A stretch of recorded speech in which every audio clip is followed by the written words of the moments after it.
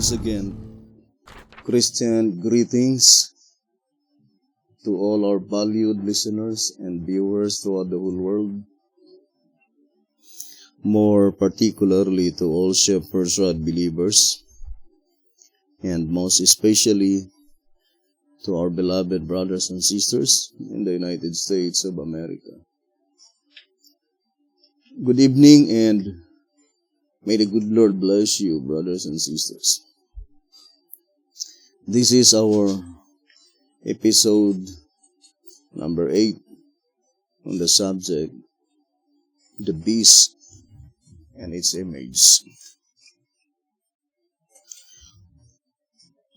Now, I would like to begin our study reading 2SR on page 113. It says, "Thus the scarlet-colored beast has 7 unharmed heads. The 7 heads represent Christendom, as they do on the leopard-like beast. But it is in the symbol of the scarlet-colored beast that they are called Babylon. As he is full of names and blasphemy, it verifies the fact that he represents an exceeding sinful period. Full of names implies a period of great multiplicity of so-called Christian sects, and blasphemy because of rejecting present truth, refusing to be corrected, and yet dare to call themselves by the name of Christ, Christians." So let us study closely this paragraph, brothers and sisters, and hoping that God would help us to understand the true meaning given by inspiration. First of all, I would like to read the statement in 2SR 154, saying, "It is of great importance that these things be correctly understood, for by the knowledge of the truth only can God lead His people on to victory."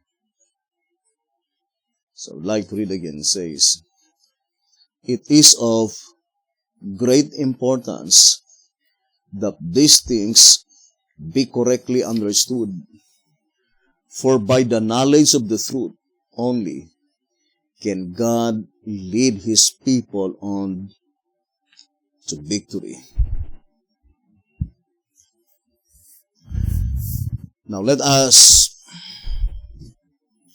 carefully enumerate one by one all the high points of our reading in 2SR 113.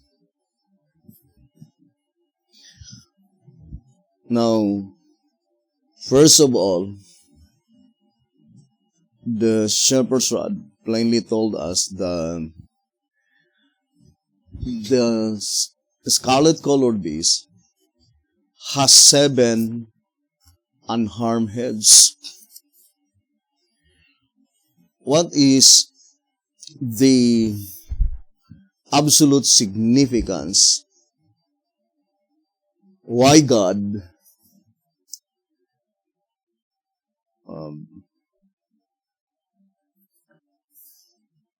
describe or give such symbolization to the scarlet-colored beast of having 7 unharmed heads?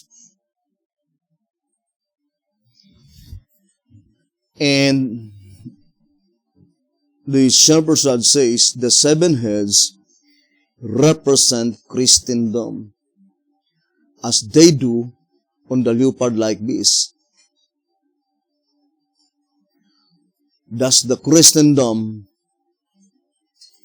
of the leopard-like beast is the same Christendom on the scarlet-colored beast.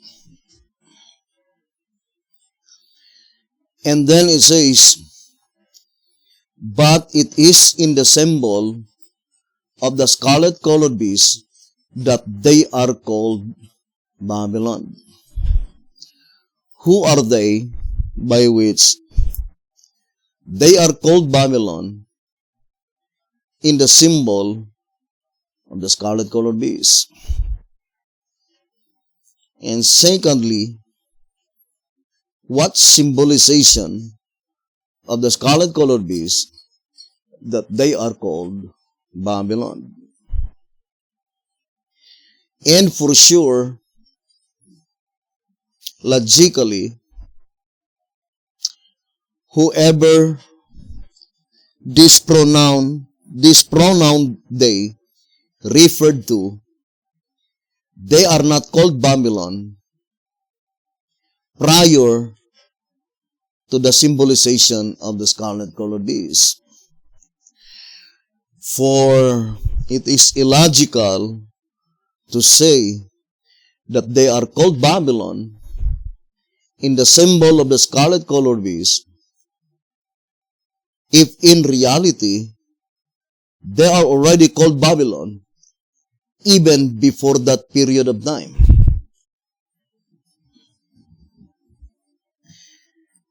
And who are they by which such symbolization of the scarlet-colored beast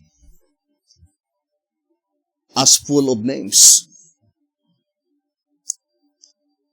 Full of names of blasphemy. The entire body is full of names of blasphemy. And who are they by which, according to this reading, the reason why God places in the scarlet-colored beast full of names of blasphemy because of rejecting present truth, refusing to be corrected, and yet dare to call themselves by the name of Christ Christians. It seems that in this reading, in 2SR 113, in order to accept present truth, you need also to accept correction. Or present truth always brings correction. Now, for example, I would like to read tract number 3, page 9.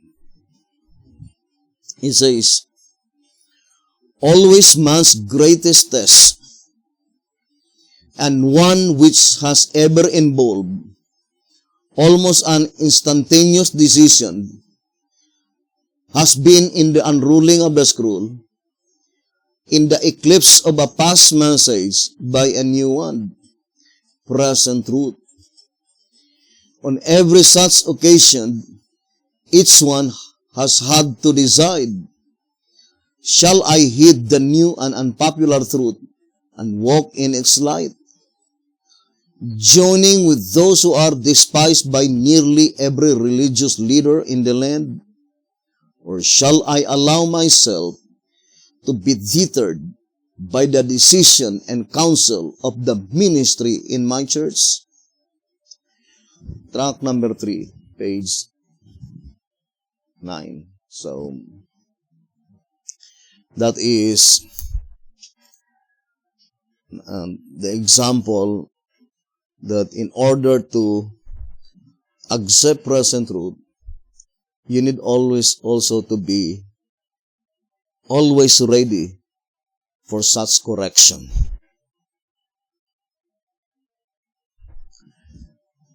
I remember the statement in 1TG, number 12.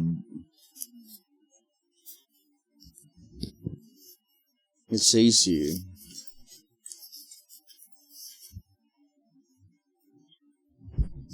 uh, 1TG number 12, page 17. 1TG number 12, page 17, it says, in the upper part, when and how in the stream of time is this young man corrected? The only logical and fair conclusion one can come to is that when the spirit of prophecy unroots the scroll, when God raises an interpreter of the scriptures, then it is that such a doctrinal correction can be made. I would like to read again 1TG number 12, page 17. When and how in the stream of time is this young man corrected? The only logical and fair conclusion one can come to is that when the spirit of prophecy unrolls the scroll, when God raises an interpreter of the scriptures, then it is that such a doctrinal correction can be made. 1TG number 12, page 17. I would like to read 1TG 13, page 7.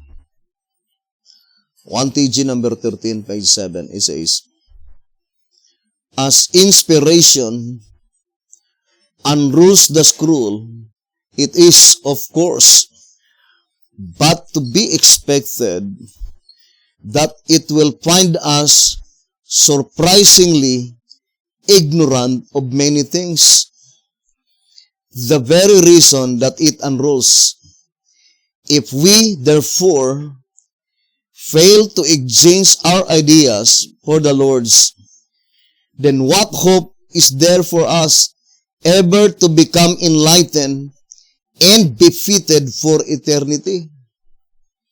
Our ideas are to fall flat, and the Lord's prophecies are to stand high and lifted up. Our duty is to prove God's word correct, rather than to hold tenaciously to our preconceptions and misconceptions until God Himself steps in and put us to shame. 1TG number 13, page 7. Now let us go to 2SR page 112. 2SR page 112. It says, since the scarlet-colored is the last in the symbolical procession of beasts, he must possess all the characteristics of his ancestors. The 10 horns of the nondescript beast, the 7 heads of the leopard-like, and his unharmed heads shows that he comes on the stage of action after the deadly one was healed. His scarlet color denotes curse, as it does on the dragon, the devil, in Revelation 12 verse 3. And the words go into perdition, Revelation 17 verse 11. Reveal that he is to bring this world to an end by a curse that will result in entire ruin utter destruction, future misery, or eternal death. To us our page 112.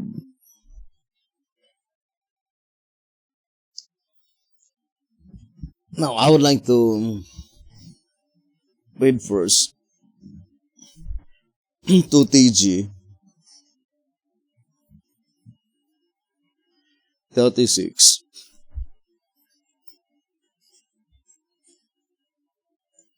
on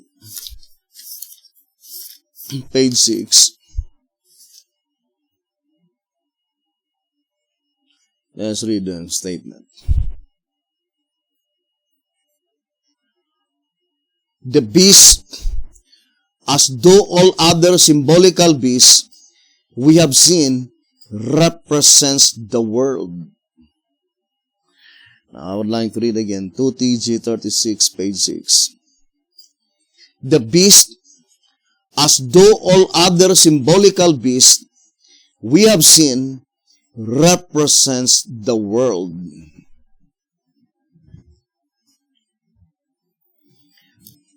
Now, what world does the scarlet-colored beast are thus represents? Because the shepherd's rod says that the beast, as all other beasts, represents the world.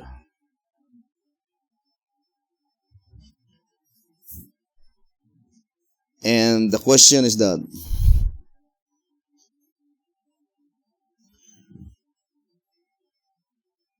what world represented by the scarlet-colored beast? Now let's go back to 2SR page 112. It says, therefore, if this beast represents our world at the present time, would it not be unwise on the part of God if He should have neglected to foresee the present day multiplicity of sect and the great confusion among Christendom, if the symbols by this beast fail to reveal the true condition of the churches? As the nondescript beast tells the fall of the church in the period he represents, so must the scarlet-colored. In fact, this is the principal reason why these prophetic beasts are presented. So, that is very plain, brothers and sisters. To repeat again, the shepherd's rod made it so plain that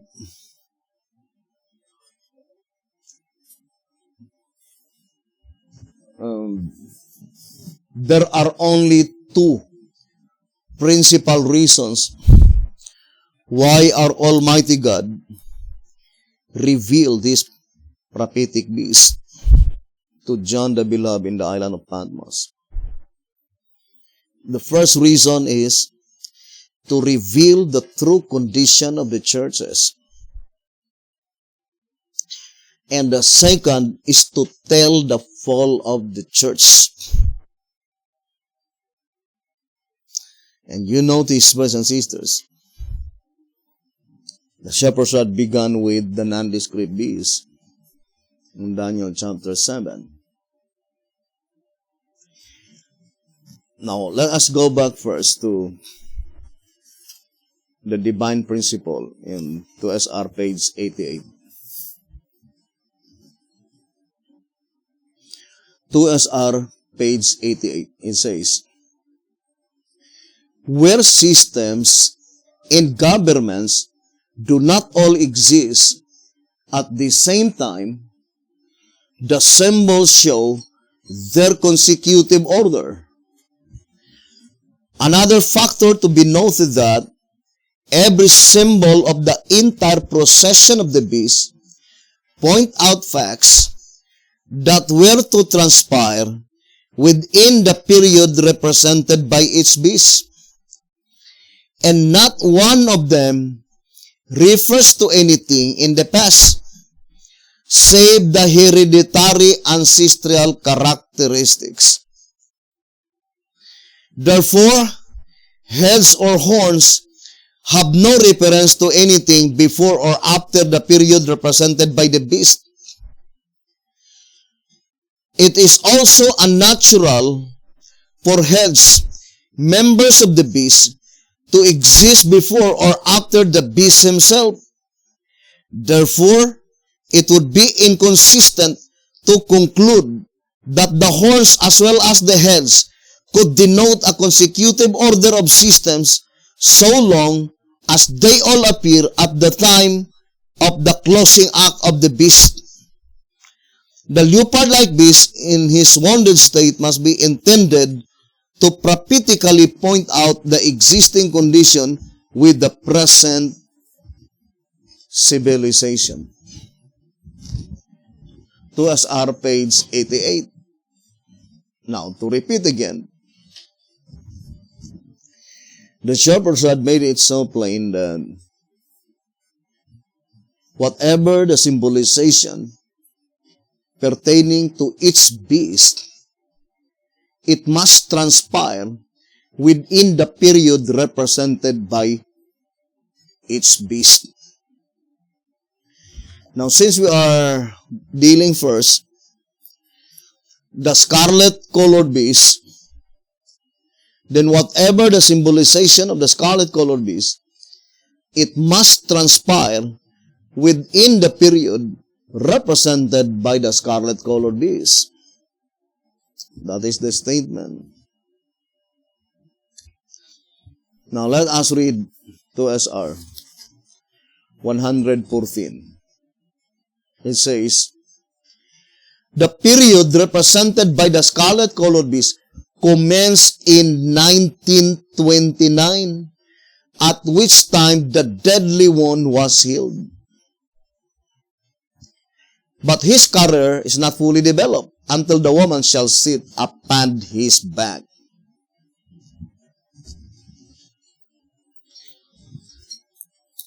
Now,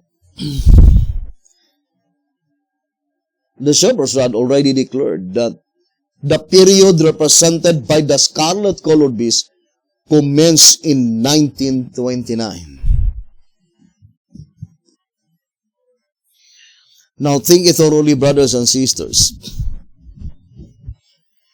The voice of inspiration are plainly telling us that whatever the symbolization of the scarlet-colored beast, it must transpire within the period represented by the scarlet-colored beast. Now, we already established the fact that the scarlet-colored beast commenced in 1929. So whatever the symbolization of the scarlet-colored beast, it must transpire from 1929 onward. And it says nothing applied in the past. According to reading in 2SR page 88.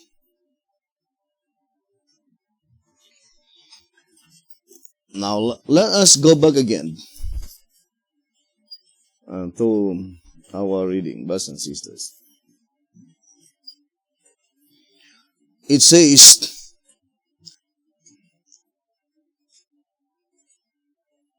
let's read, 2SR 113. He has 10 horns and 7 heads, the same as the leopard-like beast of Revelation 13, verse 1 to 3. The only difference between the heads of the two beasts is the deadly wound on the leopard-like. As his wound was healed, it is evident that the scarlet-colored is a continuation of the leopard-like, says John, and his deadly wound was healed. So the shepherd's rod made it so plain that the scarlet-colored beast is a continuation of the leopard-like. Here in 2SR 118 and 119, I think it was enumerated one by one.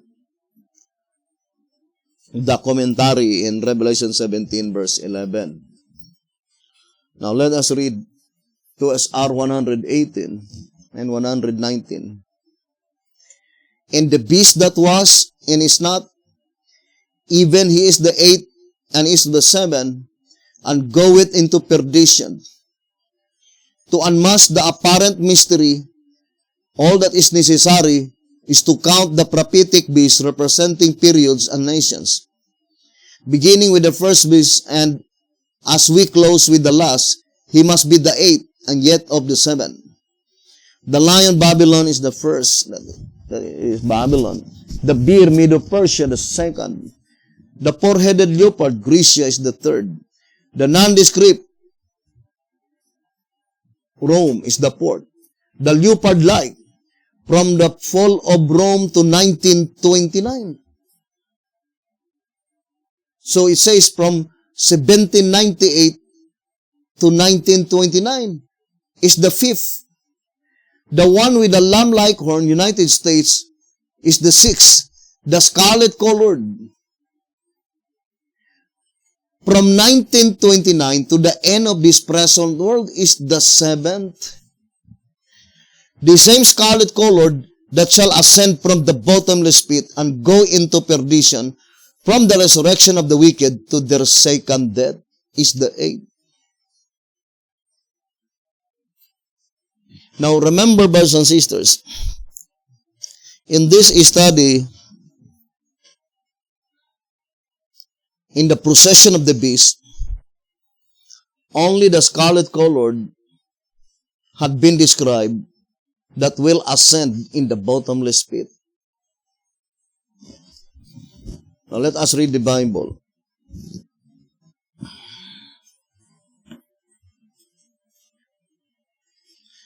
Revelation 17.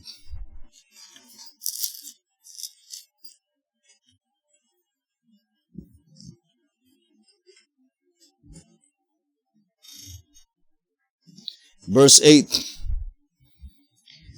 The beast that thou sawest was, and is not, and shall ascend out of the bottomless pit,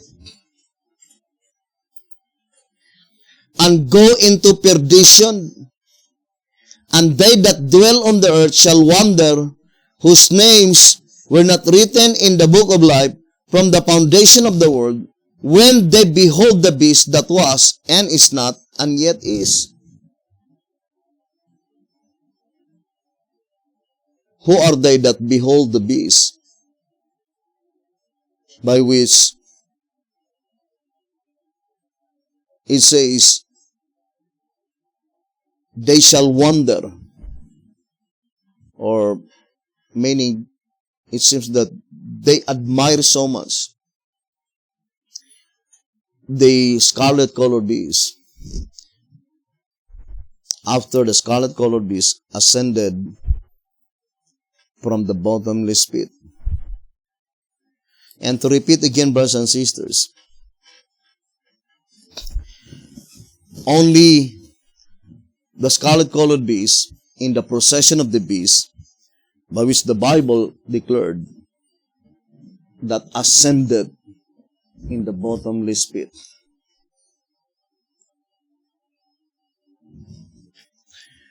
Now, I would like to read Revelation 11.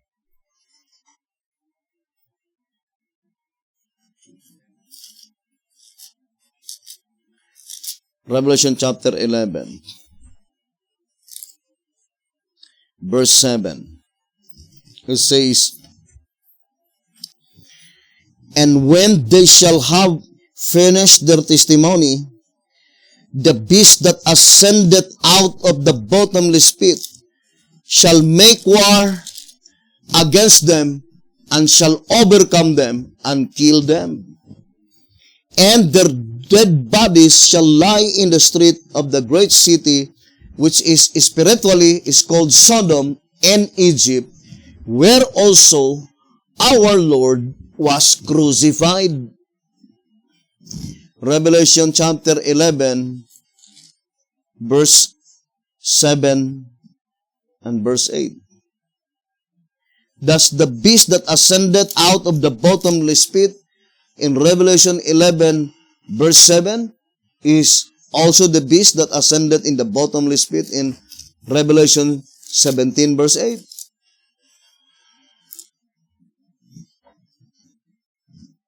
Now, let us study closely, brothers and sisters.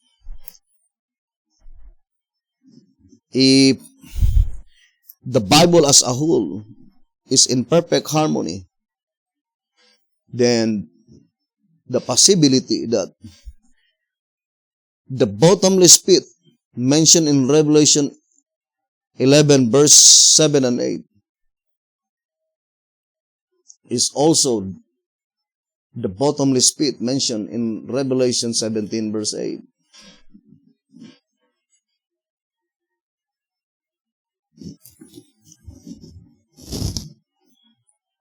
How about Revelation chapter 9, verse 1?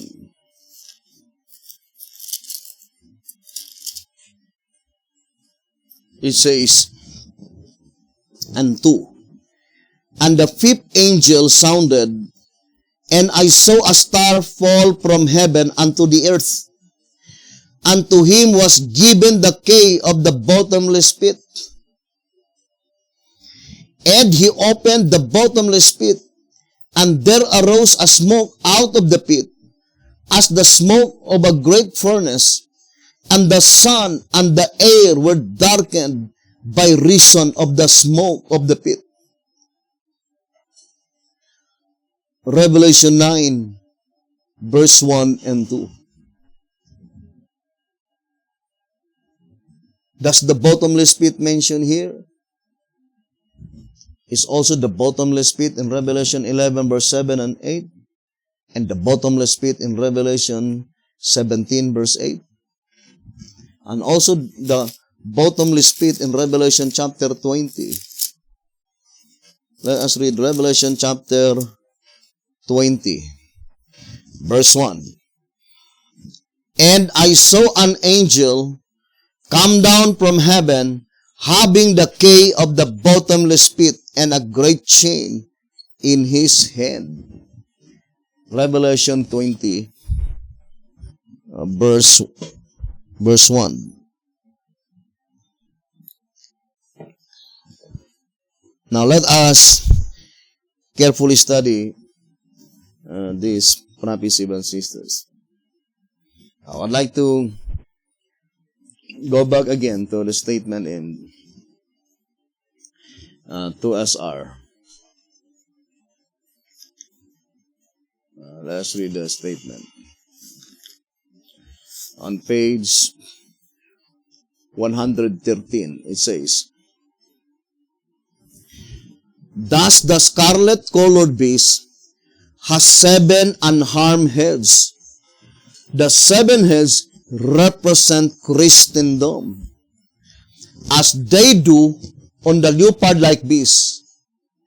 So, the 7 heads on the leopard-like beast is represented by Christendom, and the 7 heads on the scarlet-colored beast is also represented by Christendom.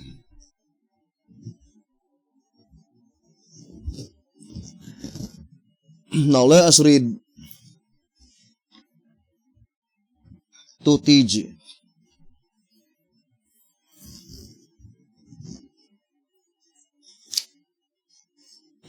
number 15.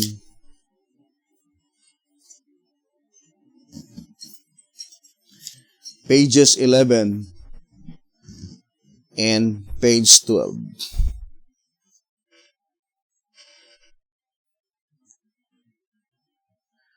The Bible points out that but one bottomless pit was opened. The pit out of which the locusts came. Revelation 9 verse 2. And it was the heavenly star that opened the pit to let out its captives. The locusts were to hurt only those men who have not the seal of God in their foreheads. Since the locusts were capable of knowing who had and also who had not the seal of God in their foreheads, and since they were friends to God's sealed people, the truth is obvious. The star that liberated them from the pit is Christ, and the locusts are the Christians,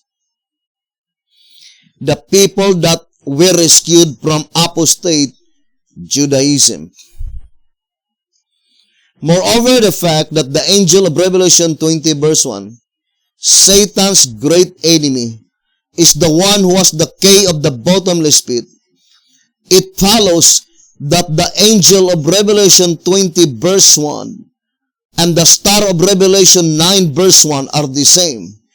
For the one to whom the key was given is the only one that could have it. Now we may ask, who is the beast of the bottomless pit?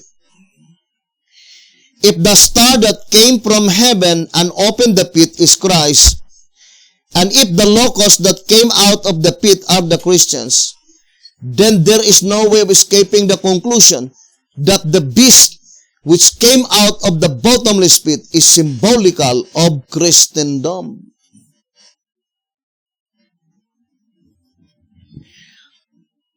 Thus it is that the Lord was crucified there.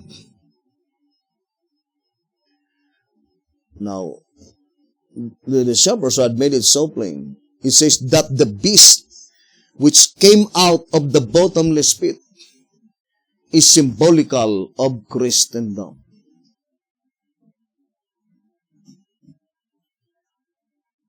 Now, in the symbolization of both the leopard-like and the scarlet-colored, Christendom is symbolized by the 7 heads.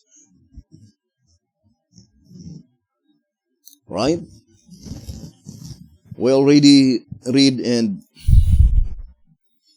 2SR page 113, saying, thus the scarlet-colored beast has 7 unharmed heads. The 7 heads represent Christendom.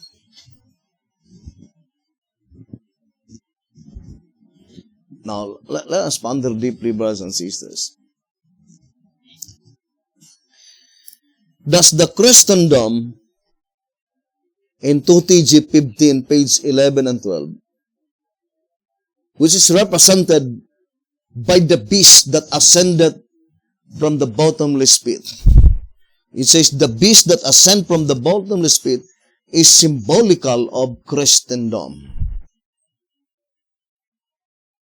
Here in 2SR page 113, the 7 heads of the scarlet-colored beast is represented by Christendom.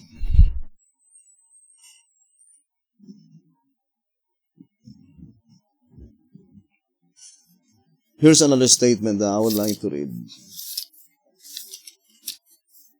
In 2SR, page 157. The woman sitting on the heads. The woman sitting on the heads. Said the angel, the 7 heads are 7 mountains on which the woman seated. Revelation 17 verse 9. It has been previously explained that the heads represent the present-day apostate Christendom. See pages 88 to page 96. They are called mountains, denominations, 7 in number, meaning all. As the prostitute sits on all 7, the symbol with unmistakable evidence reveals that the so-called Christendom will submit itself to be governed by one head, of which the woman is a symbol. 2SR page 157. So here the shepherd plainly declared that the seven heads on the scarlet colored beast is represented by the apostate Christendom. So that is very plain.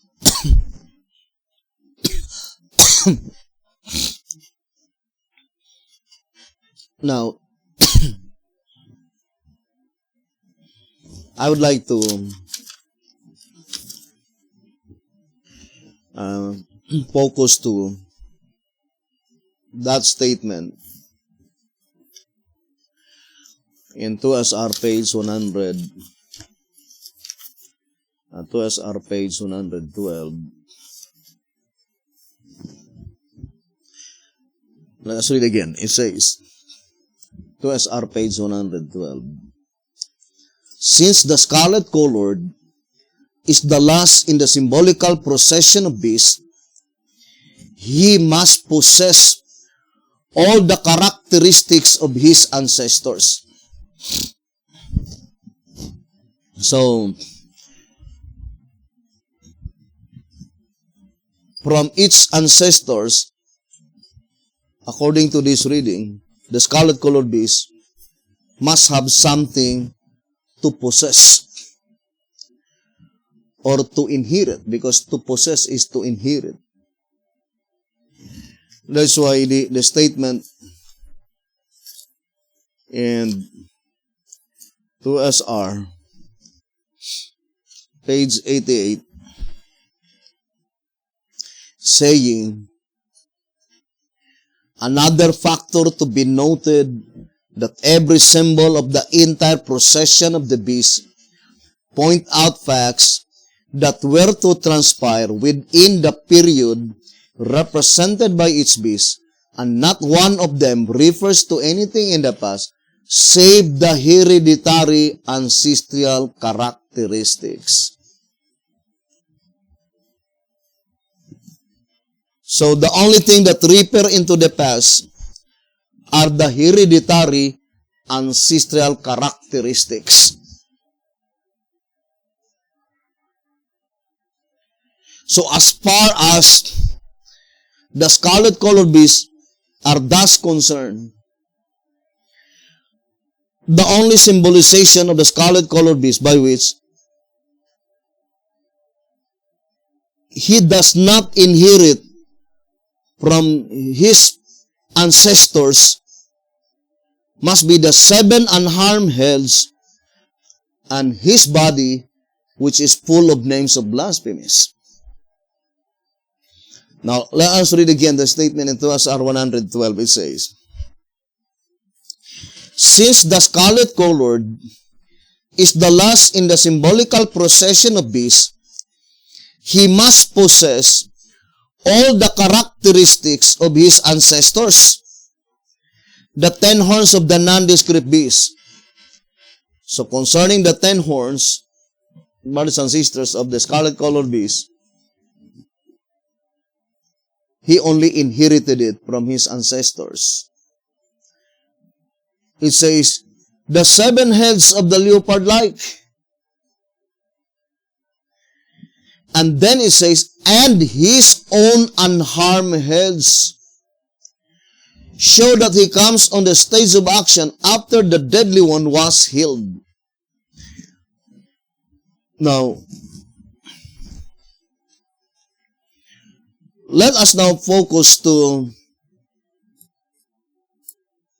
I think, in this reading, 3 periods of the scarlet colored beast. The periods by which he inherited the 10 horns of the nondescript beast.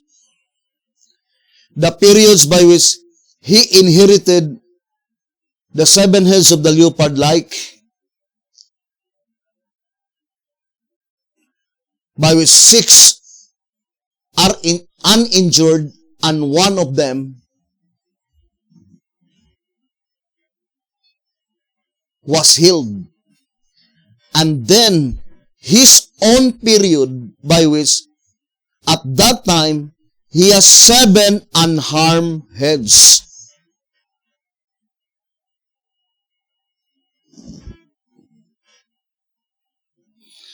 Now,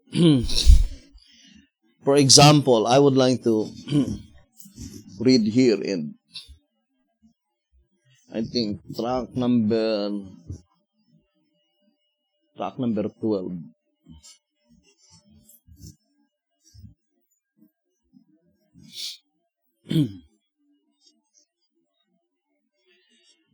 Track number 12 on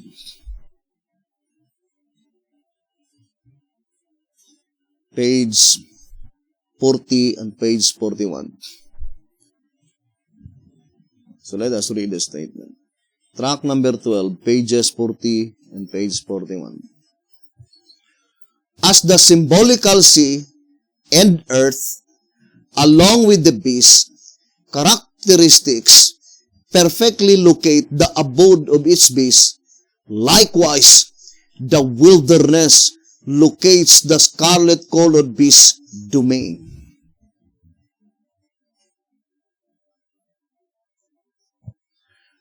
And then it says, by contrast, a wilderness is the opposite of a vineyard. And since a vineyard is figurative of the home of God's people, Isaiah chapter 5, the wilderness can only represent the home of the Gentiles.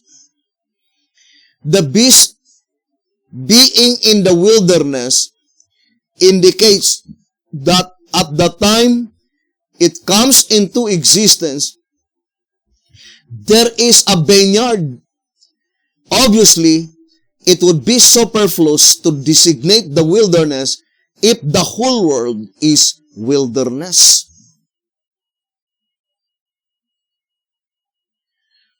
Track number 12, page 40 and page 41.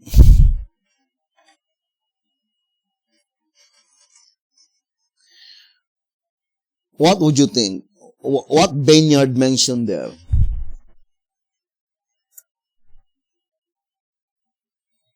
Now, the shepherd's rod made it so plain that the fact that the location of the scarlet-colored beast is located in the wilderness indicates that at the time when the scarlet-colored beast came into existence, it says, indicates that at that time, there is a vineyard.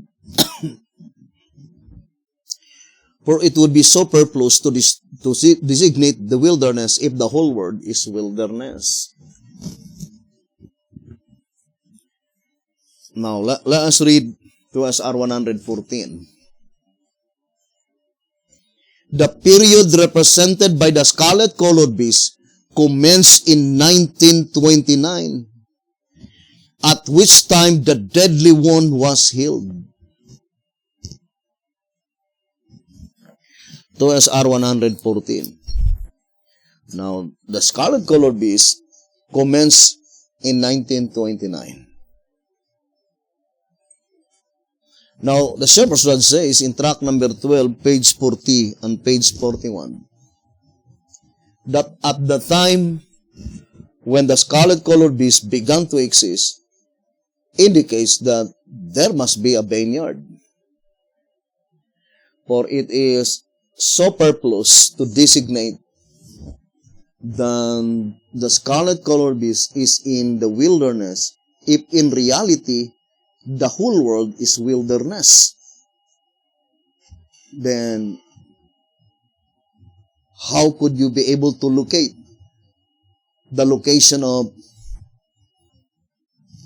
the scarlet-colored beast if the whole world is wilderness? But the fact is, no, it cannot be the whole world is wilderness. Because the first 4 beasts in Daniel 7, the location is in the turbulent sea. And the lamb-like horn, the location is on the symbolical earth. So there are 3 locations by which each beast originated. The first 4 beasts in Daniel 7 is in the turbulent sea. The beast in Revelation 13, it is originated from the sea, but there is no description of being turbulent. And then the lamb-like horn originated on the earth, and the scarlet-colored beast originate in the wilderness. And the shepherd's rod says that at the time when the scarlet-colored beast began to exist, there must be a vineyard. For it is so purposed to designate the scarlet-colored beast is in the wilderness if the whole world is wilderness. And since the scarlet-colored beast began to exist in 1929, then we need to ascertain clearly what vineyard represented in 1929. Now let us read to us our page 228. I would like to read again this statement. To us our page 228.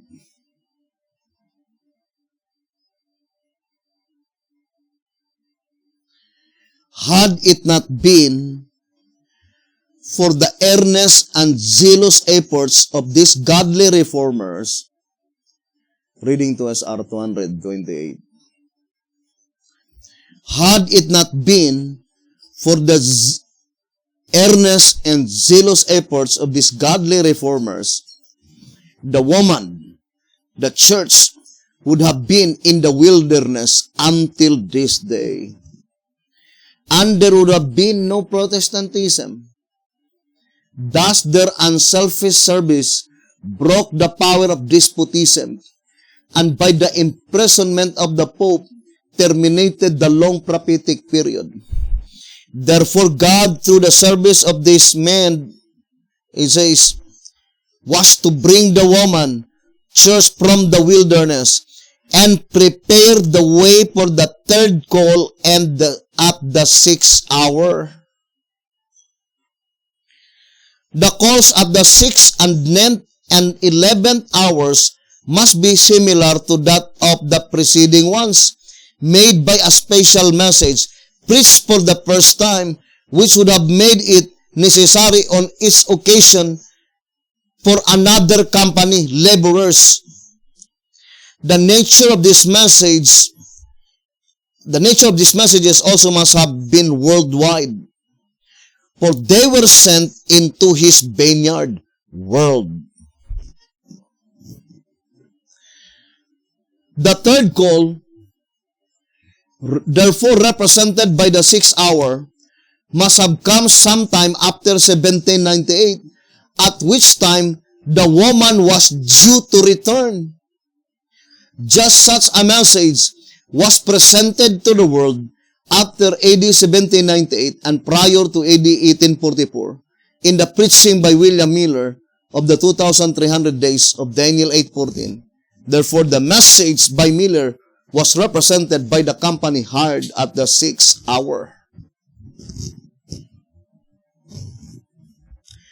Now, ponder deeply this reading, brothers and sisters, in 228. The statement, had it not been for the earnest and zealous efforts of these godly reformers, pointing to the four great denominations, Lutherans, Presbyterian, Methodists, and Baptists, it says, had not it been for the earnest and zealous efforts of these godly reformers, the church would have been in the wilderness until this day. That statement plainly indicating that in 1929, the woman was no longer in the wilderness.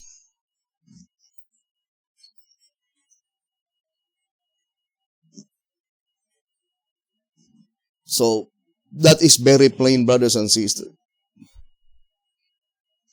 To repeat again, the shepherd's rod says, had it not been for the earnest and zealous efforts of these godly reformers, Luther, Knox, Wesley, Campbell, with all others, brothers and sisters, it says the woman would remain in the wilderness and could never return to the vineyard. Now, here's another statement that I would like to read. To us, our page 266 and 267. It says,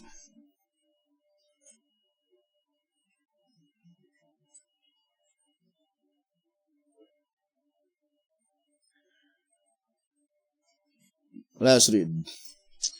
To us, our page 266. A close study of the type is the only possible way to clear the truth, not only of the foregoing question, but also of the following ones. If the woman was to return from the wilderness to the vineyard, meaning civilization. So the vineyard mentioned here is civilization.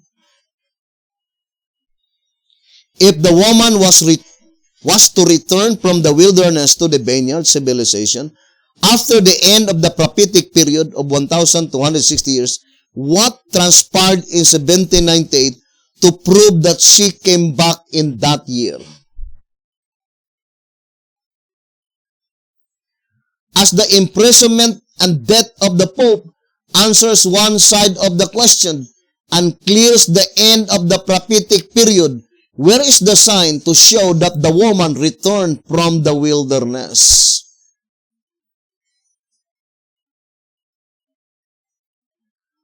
So, that is the question, brothers and sisters. In this study, what is the sign that the woman is to return from the wilderness to the vineyard? I would like to read first track number 15.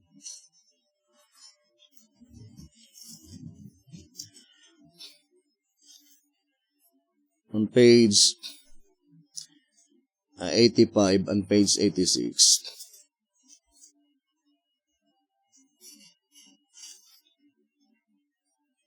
It says here, unquestionably, therefore, the wilderness where the woman was nourished for the time being is the land of the Gentiles, and the woman's having to flee from the face of the serpent in her homeland shows that the dragon had made the Holy Land his headquarters. Not satisfied with this, though he even followed her into the wilderness. So that is the statement, brothers and sisters.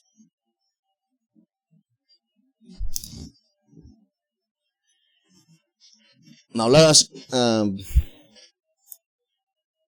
go back first to the woman in the vineyard. Although it is little deep, very deep study, I would like to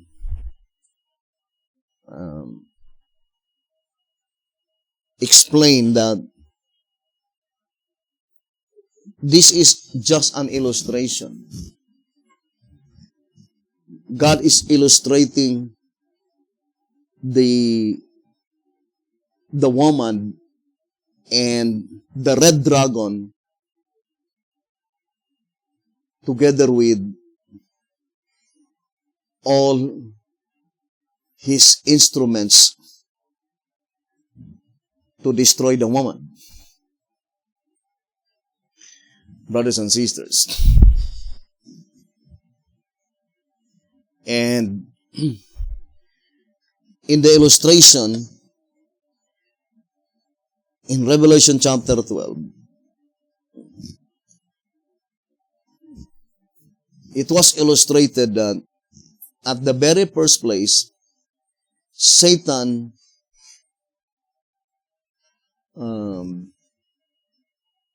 his only aim at the very first place is to destroy the promised child, the Messiah. Or in other words, in that symbolization, he has no intention at first to destroy the woman because his intention is the child. In Revelation chapter 12,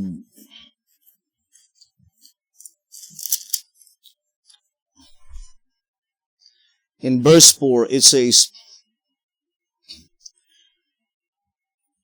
"And the dragon stood before the woman, which was ready to be delivered, for to devour her child as soon as it was born."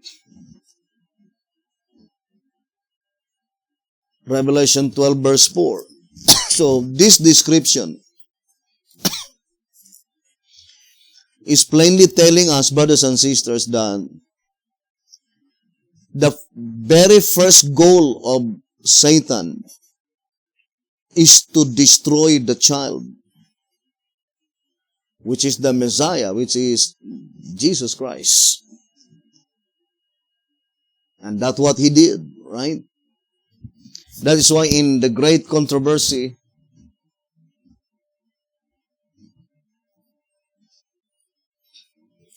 it says here in 438, the great controversy, it says 438, "The line of prophecy in which these symbols are found begins with Revelation chapter 12, with the dragon that sought to destroy Christ at his birth. The dragon is said to be Satan. Revelation 12 verse 9. He it was that moved upon Herod to put the Savior to death. But the chief agent of Satan in making war upon Christ and his people during the first centuries of the Christian era was the Roman Empire, in which paganism was the prevailing religion. Thus, while the dragon primarily represents Satan, it is, in a secondary sense, a symbol of pagan Rome. But that is pointing to the first stage. Brothers and sisters, of course, during the Dark Ages, the dragon is symbolized by the papacy.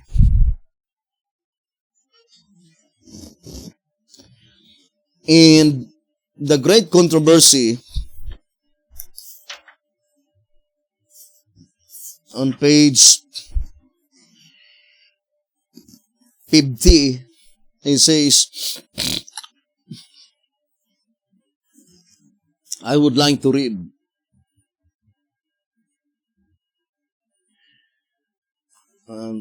The Great Controversy, page 50.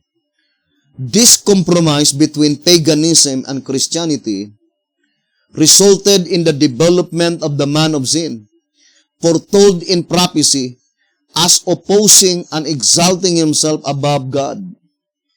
That gigantic system of false religion is a masterpiece of Satan's power, a monument of his efforts to sit himself upon the throne to rule the earth according to his will.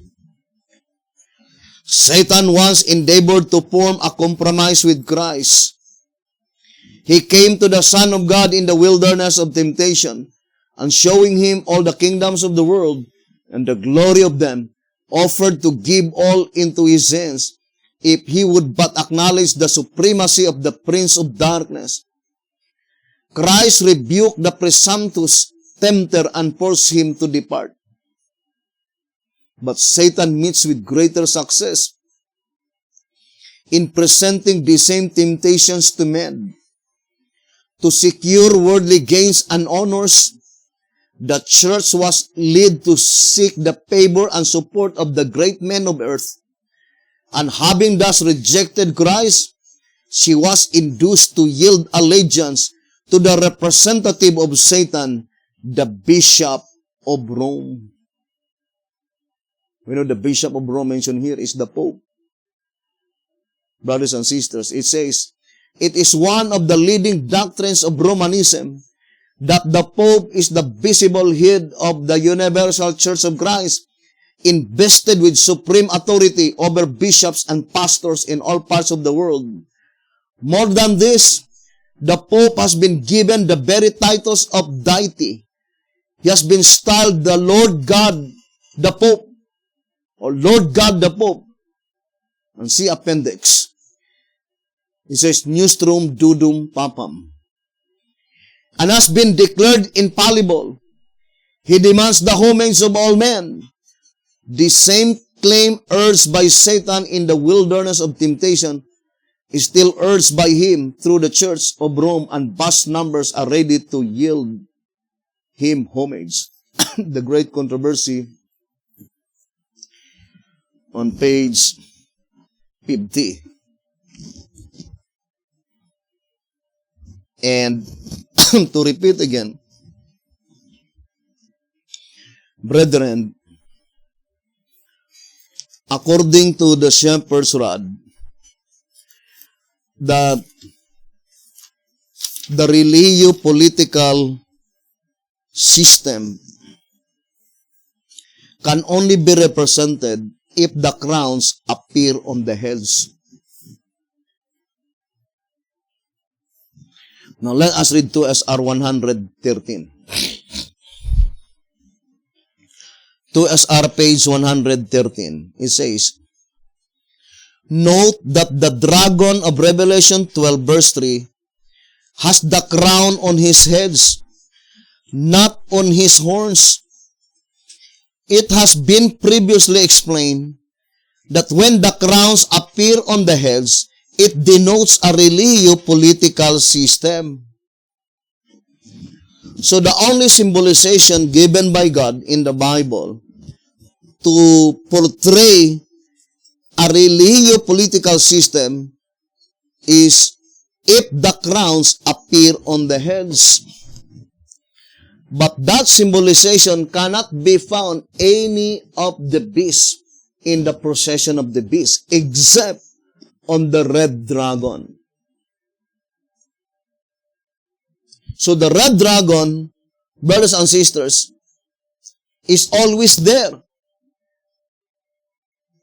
The religio-political system on the period of pagan Rome,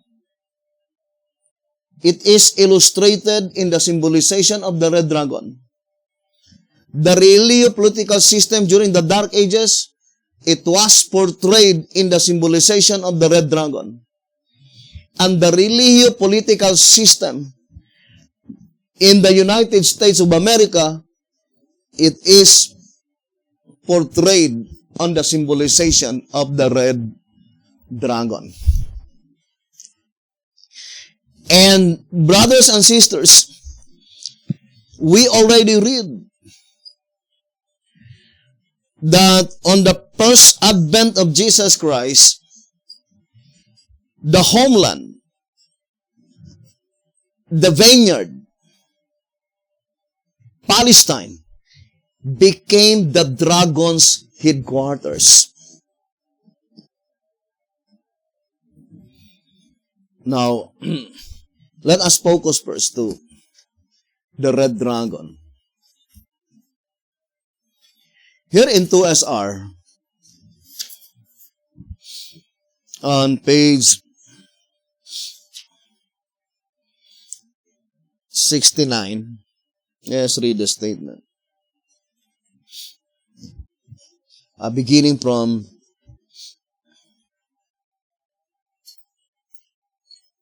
page 68, it says, it is also impossible that both horns and heads could represent civil governments or kings. If the horns stand for political systems, then the heads cannot. If the wounded head on the leopard-like beast of Revelation 13 verse 1 to 3 represents a religious organization, then all the heads must stand for a religious systems. However, there is an exemption with the four-headed leopard of Daniel 7 verse 6. For he is without horns, and his heads are proven to be civil by the four horns of the goat. It is an unmistakable fact that the symbols are intended to reveal the civil and religious phases during the period represented by the nondescript beast in both his stages, imperial and papal Rome.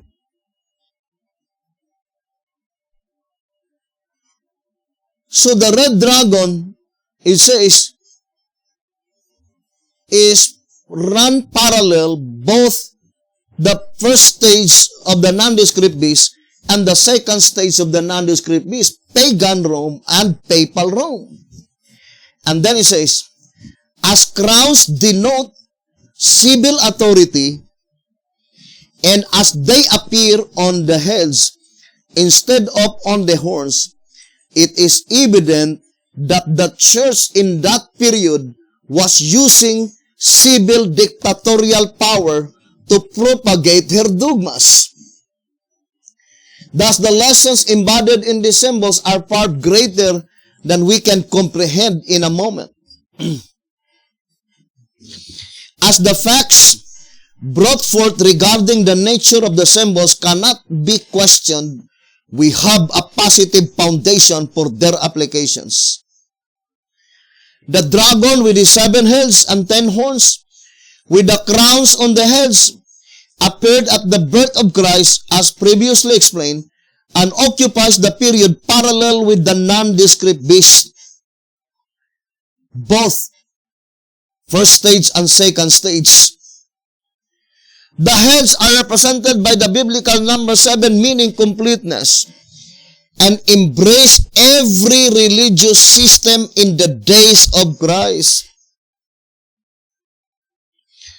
As the dragon represents the devil who controls the heads, the symbol unmistakably denotes a complete apostasy.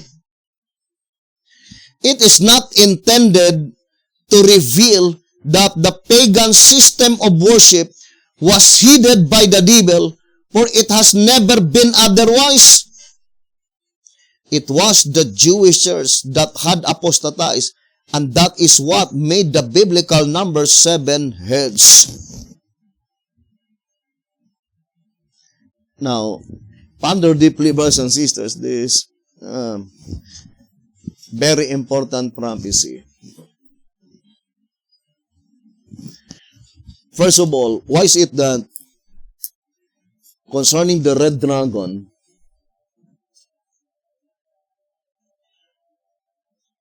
it was applied, the entire symbolization of the red dragon on the first stage of the nondescript beast, pagan Rome, rather than on the second stage? Why, brothers and sisters? First, it's so because number 7 indicates completeness. And the 7 heads pointing to all religious systems in the days of Jesus Christ, or on the first advent of Jesus Christ. But the focal point here is the woman. Because the main subject in Revelation chapter 12, according to 2SR, let us read. 2SR page 76. John's vision in the 12th chapter of Revelation deals with 2 main subjects, namely the woman clothed with the sun and the red dragon. So as far as Revelation chapter 12 is thus concerned, there are only 2 main subjects, the woman and the red dragon. Now, why is it that the symbolization of the red dragon is more definitely applied on the first stage of the nondescript beast, pagan Rome, rather than on the second stage? Because both B.T. Hotep and Sister White applied it. Sister White says that while it is primarily applied to Satan, the red dragon, in its secondary sense, it is applied to pagan Rome. Great Controversy, page 438. Why? To repeat again, the focal point here is the woman. And number 7 indicates completeness. What is represented by the woman? I would like to read first. In 1 TG number 39.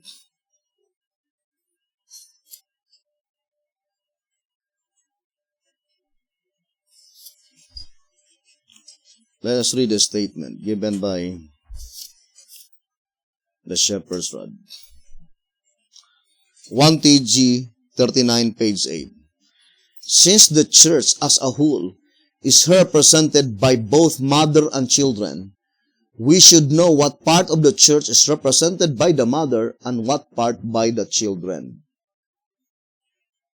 According to verse 17, the chapter concludes that the servants of the Lord, those who bring forth converts, constitute the mother, and their converts, the laity, constitute the children. 1 TG 39, page 8. Or in other words, the woman represents the ministry, right?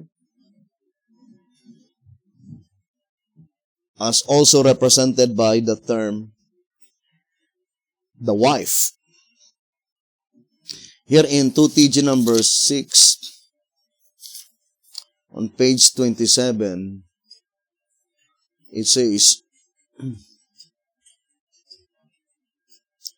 next we see that the church as a whole, as a family, is composed of a father, a mother, and a son and a daughter, that the father is God, that the wife is the ministry, those who bring in converts.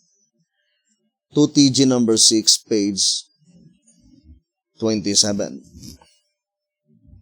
Now let us go back first to our subject. In 2SR 200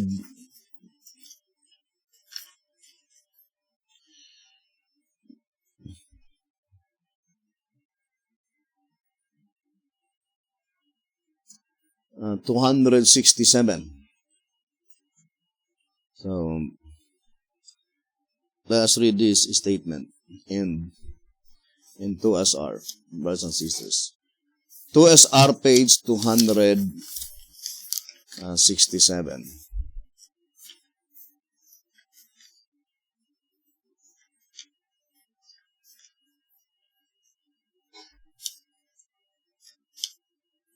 It says, the temples and the woman represents the church as a body, or in other words, the symbol of the woman is a revelation of the temples, revelation of the types, which is represented by the temples. And the temples are symbolical prophecies of the woman, the church.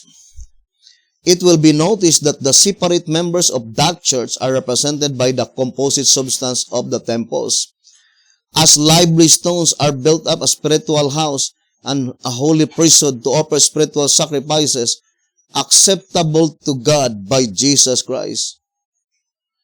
So we, being many, are one body in Christ, and every members one of another, in whom all the buildings fitly framed together groweth unto a holy temple of the Lord.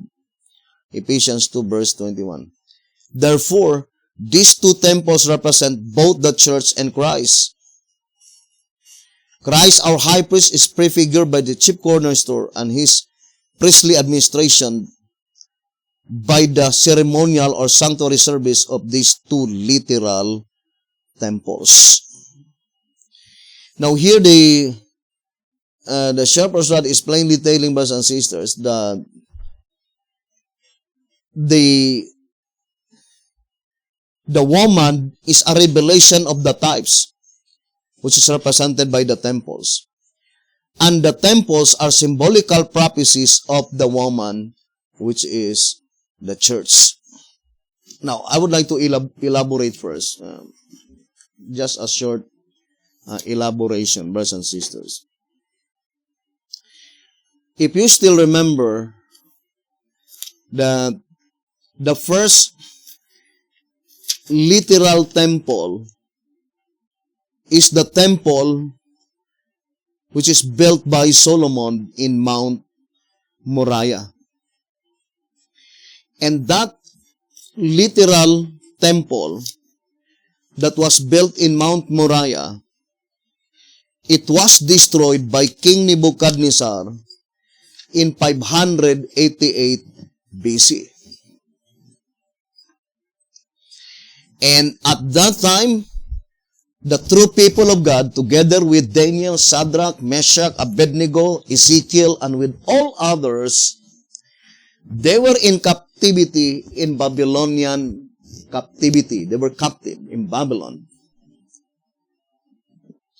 So in that period of time, from 588 BC up to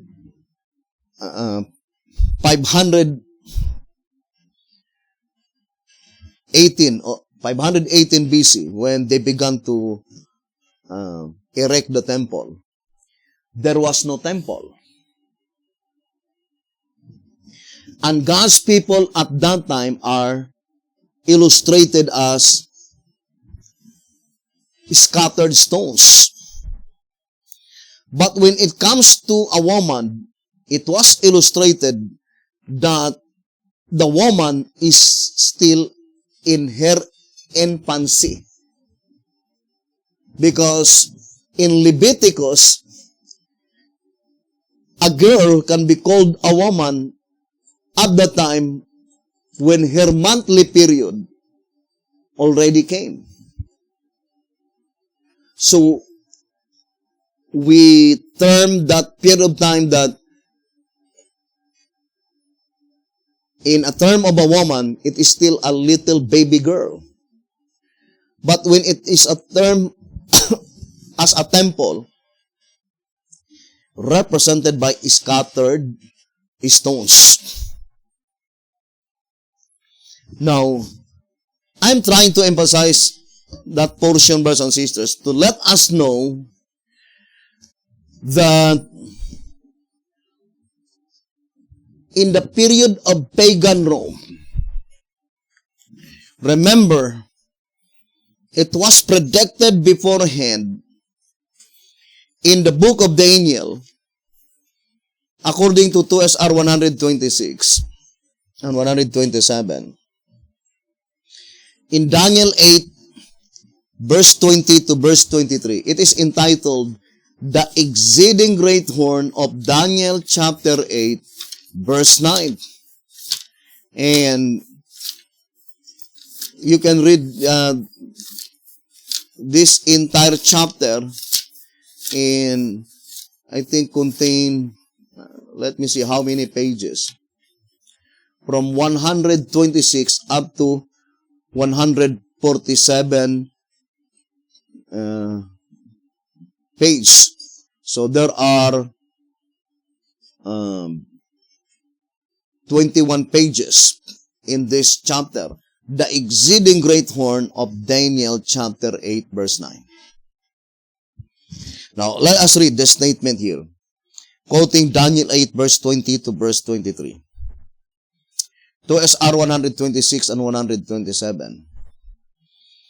And in the latter time of their kingdom, the four Grecian divisions, a king of first countenance, shall stand up. This scripture is applicable to the Roman monarchy, for this king must stand at the end of the reign of the kings of Grecia. The Ptolemy was the last of the four Grecian divisions to fall under the ascendancy of Rome.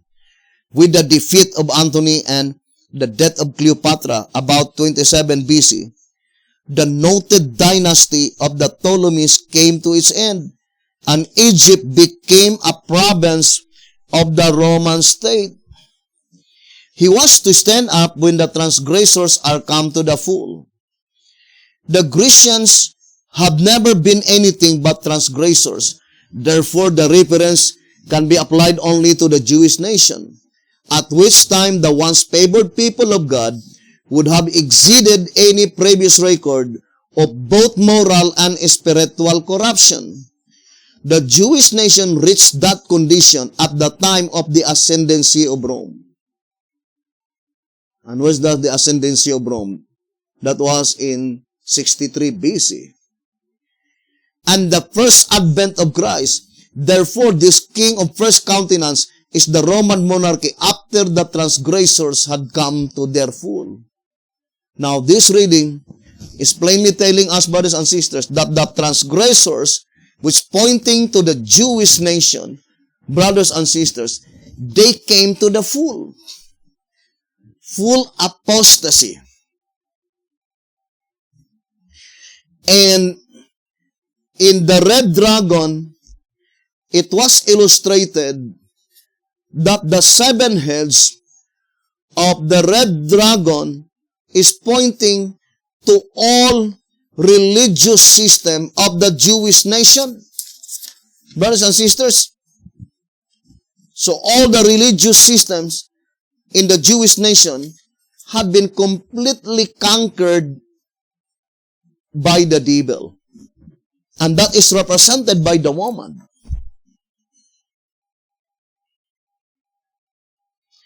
And that is why it can be more definitely applied in the period of pagan Rome, because the entire leadership, without any exemption, the woman is conquered by the dragon. If you will only to illustrate in a literal aspects, it is hard to imagine how does the devil been able to control the mind of the woman, by which that mother, that woman, she herself is the very one who killed her own child. Can you imagine, brothers and sisters? It is hard to imagine. It is seldom to find in literal aspects that there is a woman by which her only child, and it was illustrated that with a long period of time, she waited to obtain a child. But what happened when the child was born? The mother herself, she is the one who killed her own child. And that is illustrated how the dragon captivated the entire Jewish nation, brothers and sisters. If we will read track number 12 on page 43, it says, to begin with, we see from this scripture that the woman left her vineyard, homeland, Palestine, and went into the Gentile world after her child was born. That is in her Christian period, when the dragon persecuted her through the instrumentality of the Jews.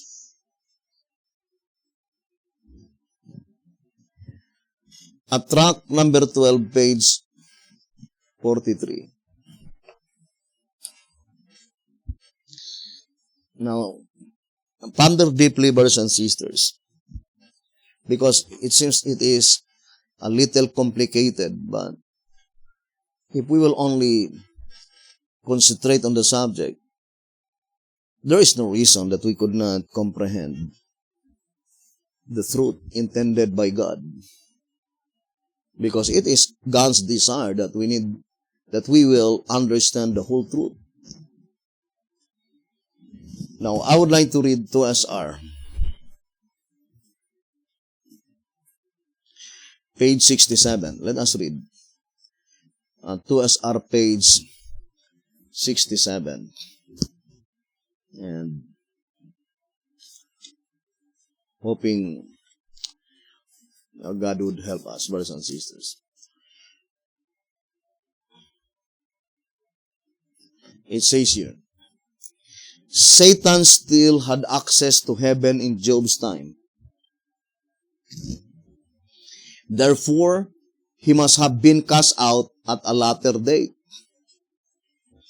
Says John, and when the dragon saw that he was cast unto the earth, he persecuted the woman, which brought forth the man-child. Revelation 12:13. Brothers and sisters. Now, ponder deeply if this predicted event, Revelation 12:13, had been perfectly fulfilled on the first advent of Jesus Christ. First of all, if you will look at the statement in 2SR page 76, it says, I would like to read 2SR page 76. The symbol of the woman in the New Testament time covers three divisions. First, the apostolic period. Second, her absence from civilization in the wilderness for 1,260 days, years of papal persecution, verses 6 and 14. So there are only two verses that quoted here to represent the woman in the dark ages. Revelation chapter 12, verse 6 and 14. Third, the last period of the church while in conflict with the dragon. And the verses is Revelation 12, verse 15, 16, and 17. Then, let us study closely, brothers and sisters. Because sometimes, Revelation 12 verse 15, it was applied also by B.T. Hotep during the Dark Ages. So, that's what it means in the statement in track number 5, page 31, that it was applied incidentally into the past in order to build the necessary foundation to build the future. Brothers and sisters. Now, let us go back here in the statement. To SR page 67. Satan still had access to heaven in Job's time. Therefore, he must have been cast out at a later date, says John. And when the dragon saw that he was cast unto the earth, he persecuted the woman which brought forth the man-child. Revelation 12 verse 13. Who is she, the woman, that had been persecuted by the dragon? the woman that brought forth the man-child, according to the Bible, Revelation 12, verse 13. And then it says, the next necessary step is to find when the dragon persecuted the woman, the Christian church. So the Christian church is called woman. Now, there are two women mentioned here, the Jewish church and the Christian church. Who brought forth the man-child on the first advent of Jesus Christ? The Jewish church or the Christian church? Now let us read 2SR, page 72. It says, thus it was the Jewish church that brought forth the Son of God, and not the Christian. So I would like to read again. Thus it was the Jewish church that brought forth the Son of God, and not the Christian. Who brought forth the Son of God, or the man-child? It is the Jewish church and not the Christian. Now here's another statement that I would like to read in track 15. Track 15, pages 68 and page 69.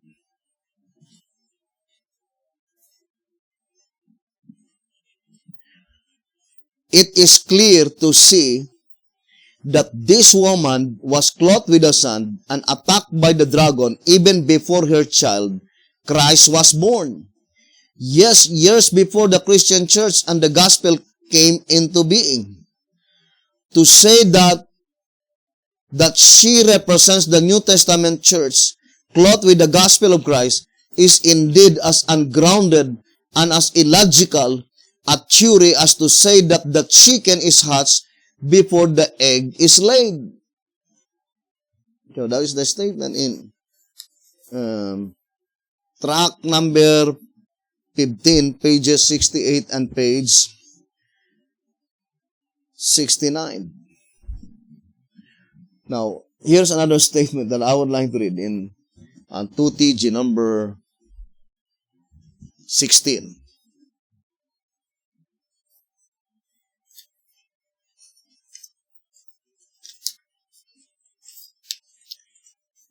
TG number 16, page 16 and page 17. Now the questions naturally arise. If Christ is the one who brought forth the Christian church, then how can she be his mother? And was not Christ born at least 30 years before the Christian church came into being? Ay not the egg laid before the chicken is hatched? And finally, is it not true that if we blunder forth on an erroneous premise, that we shall find ourselves farther and farther from the truth? The truth of the subject, most assuredly. Let us then make certain of the foundation upon which we build. So here the statement to TG number 16, page 16 and 17, plainly telling us that on the first advent of Jesus Christ, the one who brought forth the Son of the living God is the Jewish church and not the Christian church. Why? Because Jesus Christ was born in 4 BC. And the Christian church was in existence in 31 AD. And as a matter of fact, it is Jesus Christ who established the Christian church.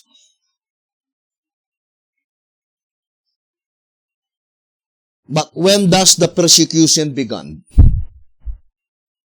Let's go back again to 2SR page 67. It says, the next necessary step 2SR page 67.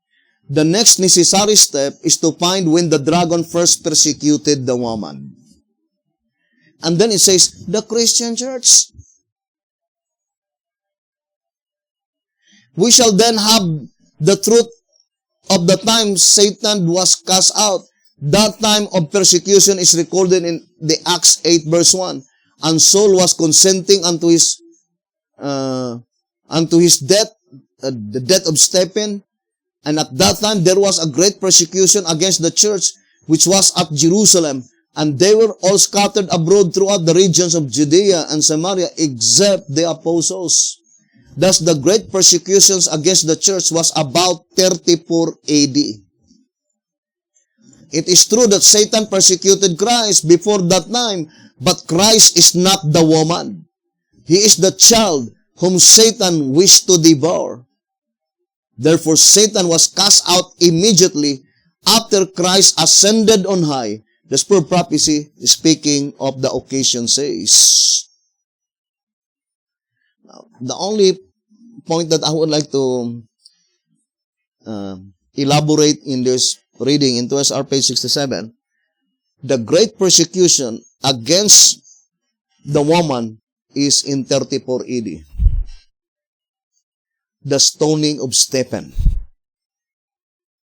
So from 34 AD backwards, no, the dragon did not persecute the woman, but rather he waited the child to be born. Because his aim, his goal at first is not the woman, the child. But after the child was born, he defeated several times. And even at the time when he crucified Jesus Christ, the devil thought that Jesus Christ will no longer, brothers and sisters, to live again. But he was mistaken. Jesus Christ was resurrected. And Jesus Christ gave the message to the devil by saying here in John chapter 10, it is a message to the devil because he never thought that Jesus Christ could resurrect his own self. Here in John chapter 10, verse 17 and 18, it says, therefore that my Father loved me, because I laid down my life, that I might take it again. No man take it from me, but I lay it down of myself. I have power to lay it down, and I have power to take it again. This commandment have I received of my Father. John 10, verse 17 and 18. That is the ultimate power of God. That He could resurrect His own self.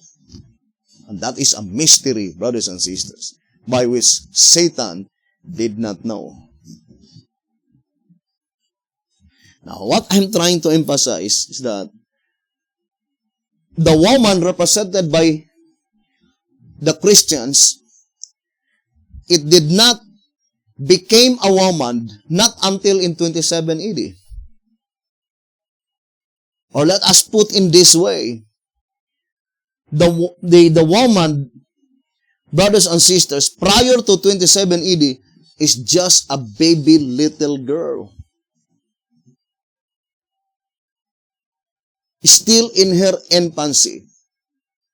But her mother was already defeated by the devil. Brothers and sisters, by which that woman, brothers and sisters, it seems that illustrated that she delivered at least 2 children, male and female. Of course, the male is Jesus Christ, and the female, brothers and sisters, is pointing to the early Christian church, the apostles, the apostolic church.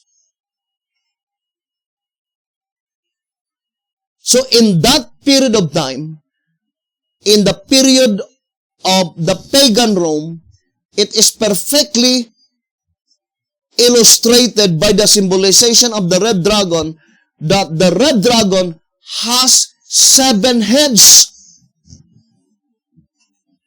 And the 7 heads had been crowned. To crown the 7 heads, to indicate that the 7 heads is already owned by Satan. Completely conquered by Satan. And the shepherd says, all religious systems prior to the birth of Christ was already under control by Satan. That, can you imagine, brothers and sisters, that the woman, which is the Jewish church, she of herself had been controlled by Satan, by which she did not even have mercy to her own child, which is the Messiah. She is the one who killed her own child, the Messiah.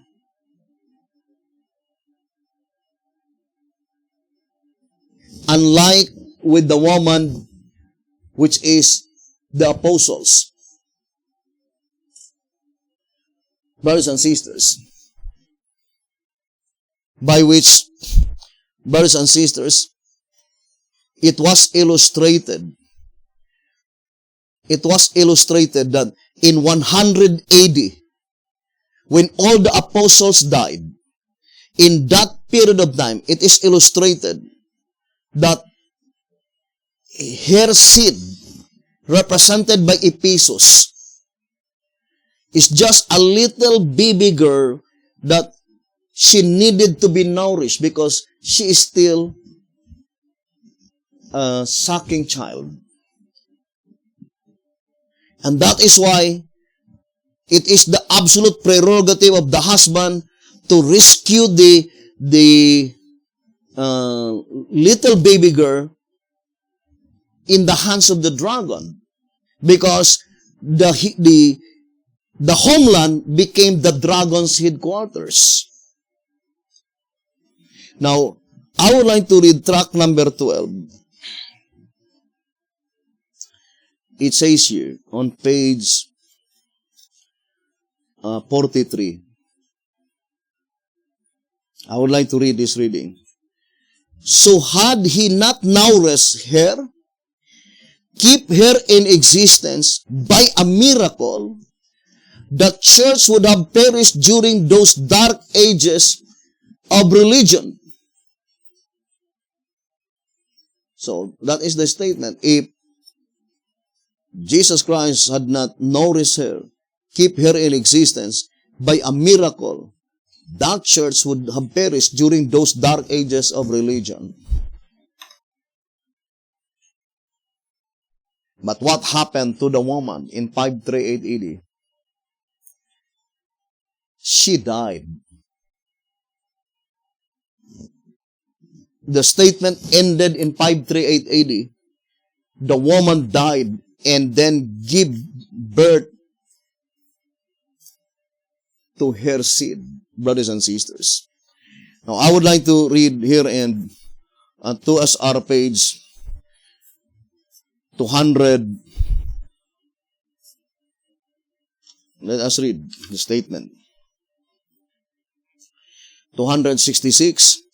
The question before us is, when will the antitype meet its perfect fulfillment? In the preceding paragraphs, it was explained that the first section of the Christian church ended in 538 AD. When it comes to the temple, the illustration, the temple destroyed. In 2SR page 271, it says, as type destroyed type, so antitype must have destroyed antitype.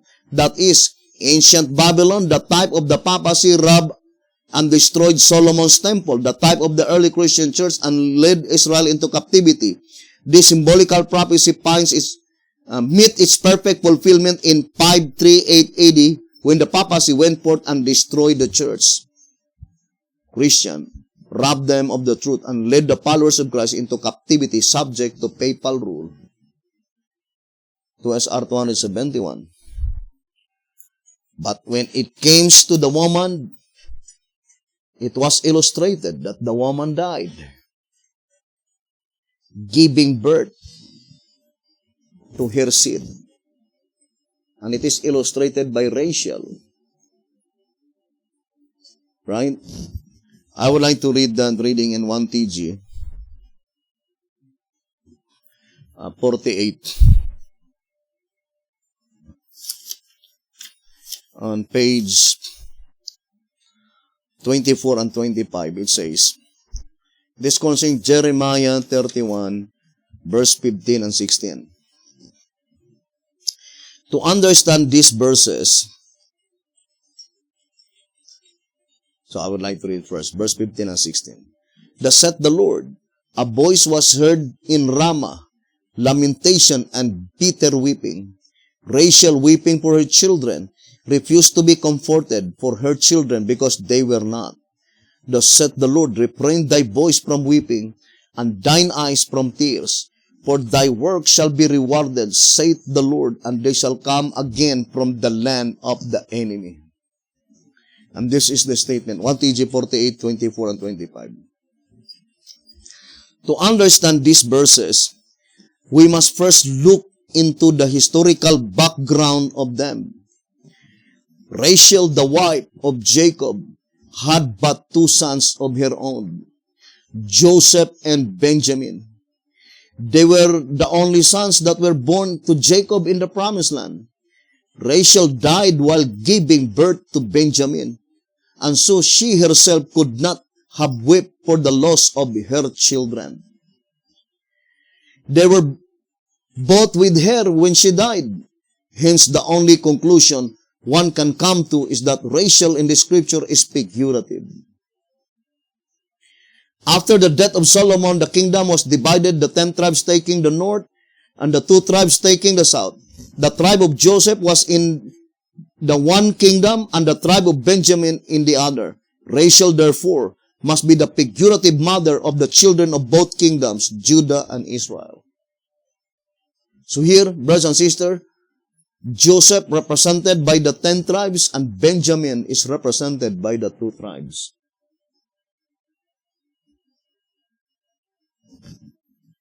Now, hoping I could explain this subject on the subject, the daily and the sanctuary, and also concerning the woman. But what I'm trying to explain is concerning the beast. Because the illustration given by the shepherd's rod, brothers and sisters, in track number 15, let us read again. Track number 15, on page 85, I would like to read again.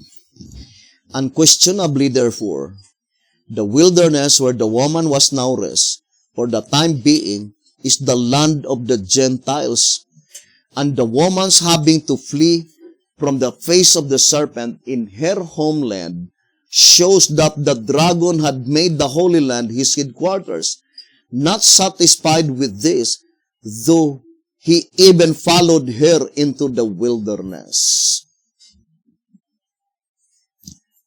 Track number 15, page 85 and page 86. Or in other words, it was illustrated in the Bible that before the child was born, the intention of the devil is the child. That if possible, he could destroy the child. But after the child was born, and we already explained that it seems very successful, because what he did, he conquered the mother of the child. That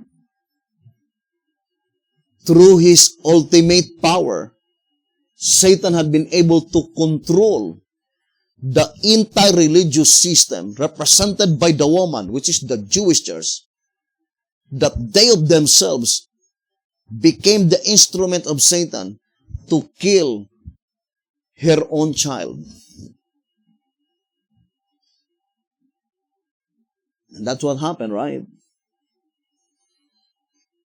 But he was mistaken because Satan did not even know that Jesus Christ has an ultimate power to resurrect his own self. And he did not even know that Satan is only fulfilling the mission of Jesus Christ, because Jesus Christ came to this earth to sacrifice his life to redeem the human being, to redeem from their condition, brothers and sisters, having been fallen into sin. But after Jesus Christ ascended to heaven, his aim is no longer the child, but rather to destroy the woman. And that is why he persecuted the apostolic church. The first representation of the woman according to the shepherd's rod. But since it is unbroken line, brothers and sisters, God did not allow that all the apostles will die without first giving birth an offspring as the seed of the apostles, as the seed of that woman. But Jesus Christ hides that woman because in reality, she was still in infancy, need to be nourished. But why is it in 538 AD, the statement in the Bible is from prophecy, the woman is being nourished again? Can be only easily discerned by the temple's type that that woman in 538 AD died after giving birth to her seed. And that seed of the woman miraculously been nourished by Jesus Christ.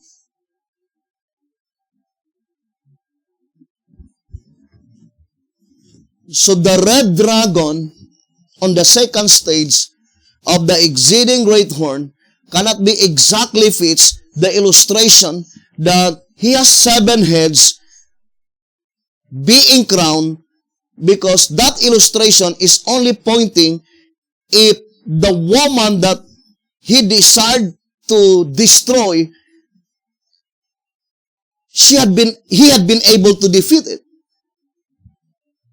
How could the dragon been able to defeat the woman during the dark ages of religion, by which at that time, the dragon failed to see the location where thus the woman had been hidden by Jesus Christ.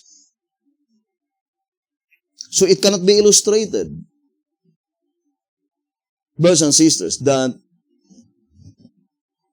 exactly and completely on the second stage of the exceeding great horn.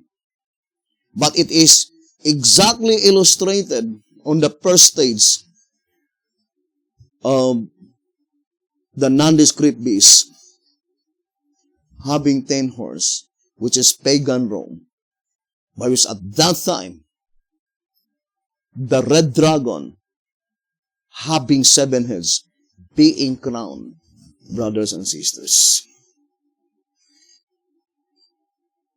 Now, how about in the Protestant period? Think it thoroughly. Would you think Revelation chapter 12 is directly applied on the first advent of Jesus Christ, rather than in the judgment that pertains to the living? In the days of the apostles, the book of Revelation were not yet written. And the shepherd's rod plainly told us here in tract number 5,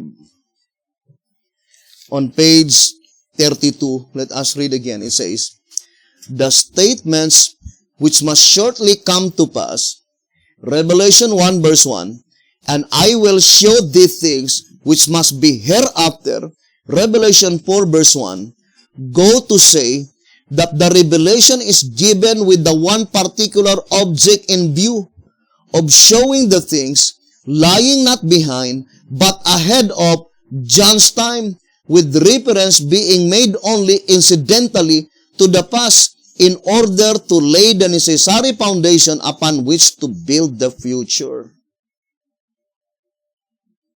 So here the shepherd's rod says that, no, the entire book of Revelation, the particular object in view, lying not behind, but ahead of John's time, meaning it must be from 180 onwards. It could not be 180 backwards. So the application of the red dragon on its primary phase, brothers and sisters, during pagan Rome, could not be the perfect fulfillment of Revelation chapter 12. Why? Because the Bible very plain that the woman that had been persecuted by the dragon is the woman that brought forth the man-child. Revelation 12 verse 13.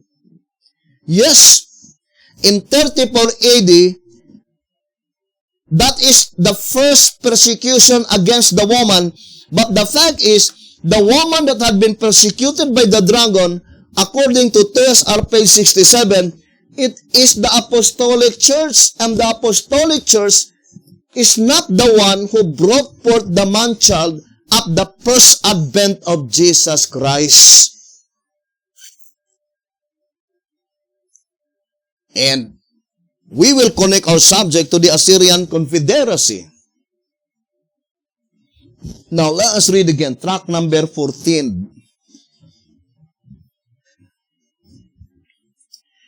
Tract number 14.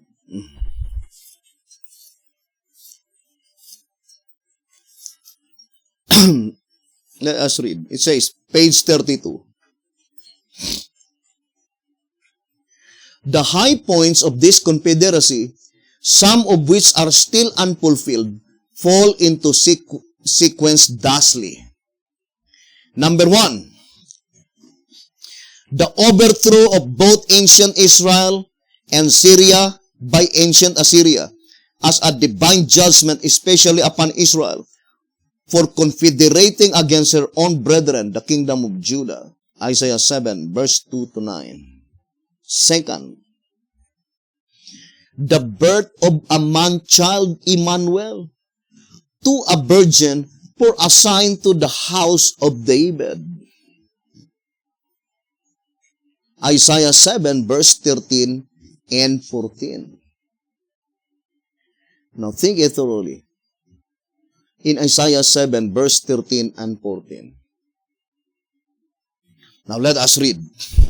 Because the shepherd's rod says, that predicted event, the birth of the man-child, it is still unfulfilled. Isaiah 7, verse 13 and 14. Because if you will apply it on the first advent of Jesus Christ, there is a time discrepancy. Now let us read first the Bible. Isaiah 7, verse 13 and verse 14.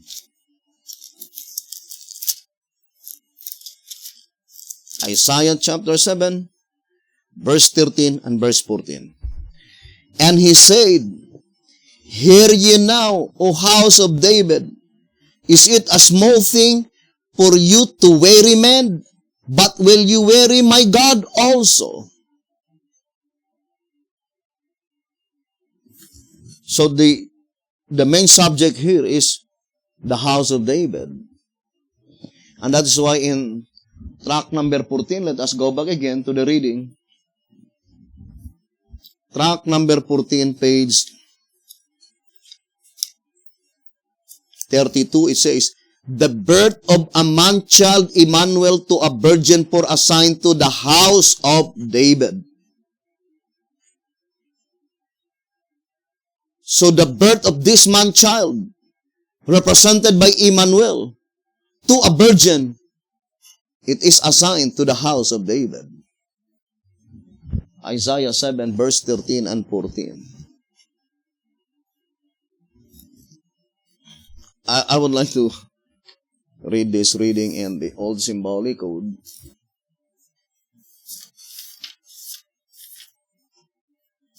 Three Symbolic Code number 2, page 3. 3 Symbolic Code number 2, page 3. 3 Symbolic Code number 2, page 3. And now, in the time of the ingathering of modern Israel, the 144,000 who are to make up the antitypical house of David, and who are to constitute the first fruits of the kingdom, for which Christ taught his disciples to pray. So, 3 Symbolic Code number 2, page 3. So the statement, assigned to the house of David, assigned to the 144,000 living saints. Now let us read again the Bible. Isaiah 7, verse 13 and 14. And he said, hear ye now, O house of David, is it a small thing for you to weary men? But will ye weary my God also? It is a figurative speech, brothers and sisters. To weary God is to give many reasons, alibi, brothers and sisters, when God is speaking to us and giving us an assurance, and still we make an alibi, brothers and sisters. And that is the only thing that we weary our God. And it says here in verse 14, therefore the Lord himself shall give you a sign. Behold, a virgin shall conceive, and bear a son, and shall call his name Emmanuel. Verse 14 is still unfulfilled. If you will apply it to the first advent of Jesus Christ, the fulfillment of this one could not be symbolical. Because if it is symbolical, the Jewish church is not virgin.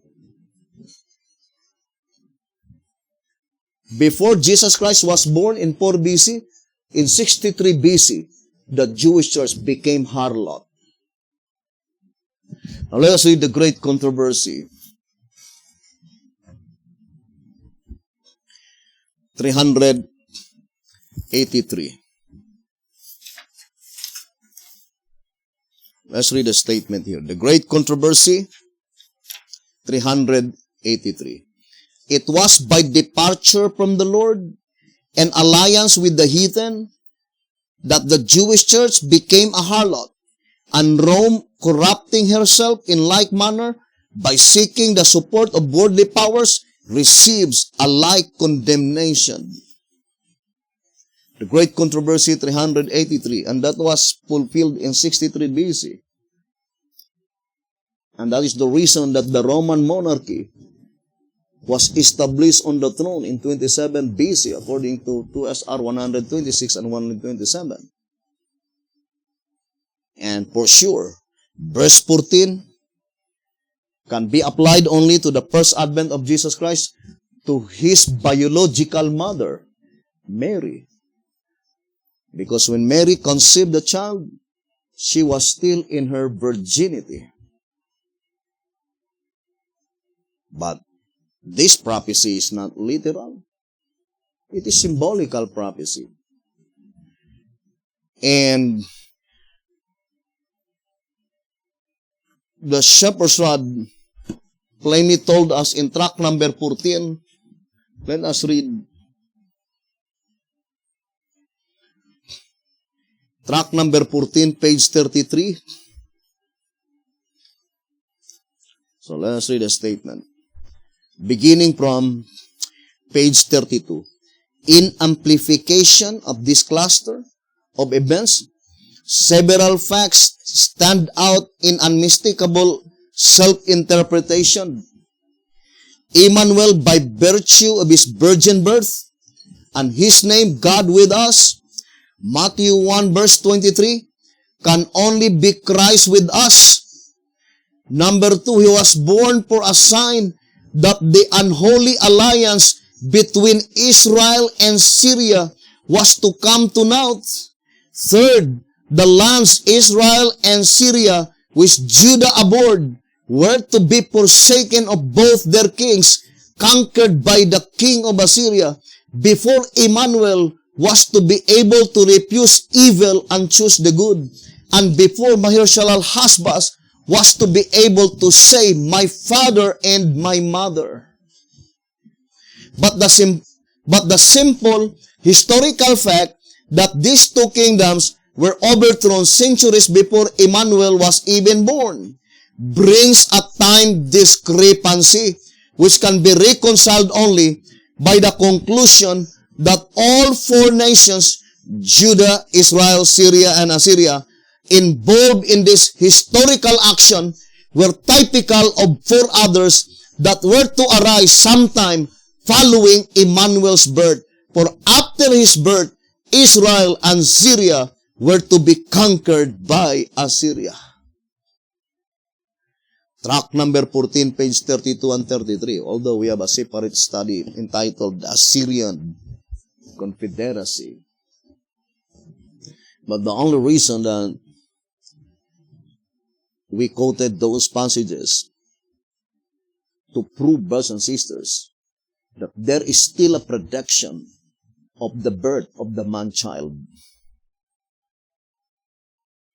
And to repeat again, brothers and sisters,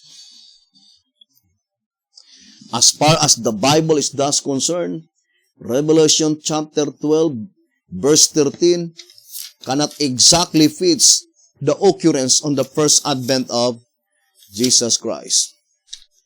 And the only reason is that it's so because the Bible is very plain that the woman by which the dragon will persecute is the woman that brought forth the man-child.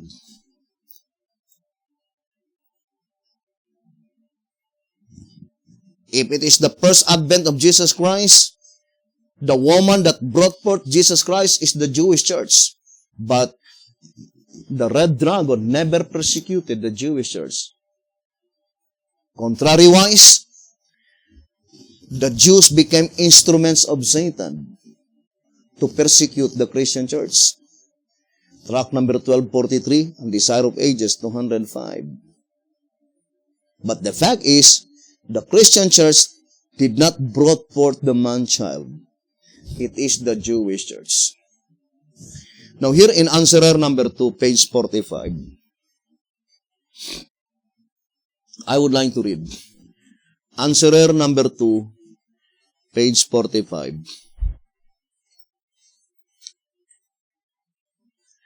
It says, Revelation 12, verse 13 to verse 17.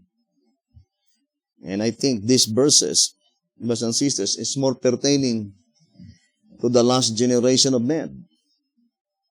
Then it says, nearly all Christians agree.